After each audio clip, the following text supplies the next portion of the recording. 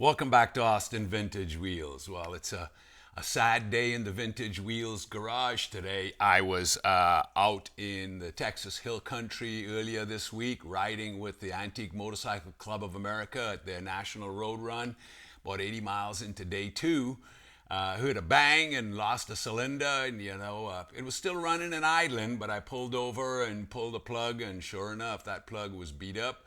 I put the bore scope on it when I got back, and exhaust valve in the front cylinder is missing. This is about 15,000 miles on this motor. Shoot, it's 300 miles in this ride weekend, and everything seemed to be working fine, and just lost that front valve. So next, we're going to have to pull it apart and see what the real damage is, and see really what it's going to take to get this baby back on the road.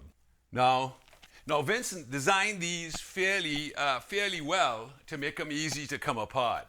So to give you an idea, so far I've taken off the seat, which is 2 bolts back here and a rod that goes through here. The tank is 2 bolts here and then 2 bolts up in the front.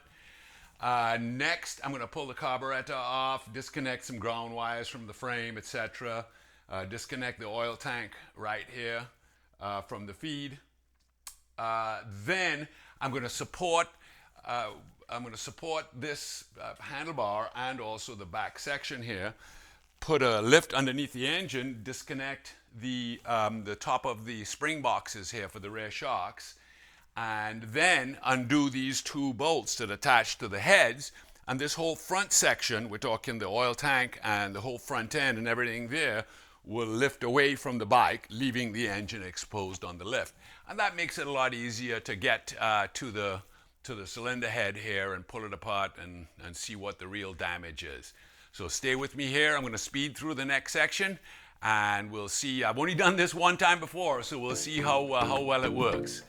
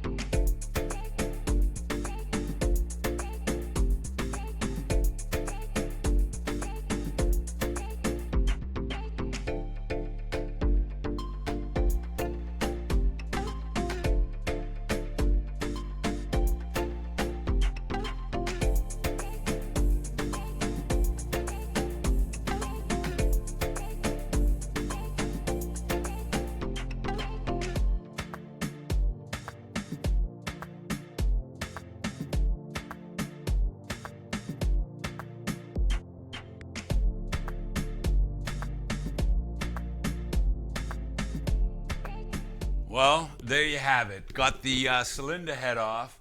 The top of the piston's pretty beat up. The head's pretty beat up as well too, but I don't know. It may be salvageable with some new guides and some new seats. We will see. It doesn't look so bad.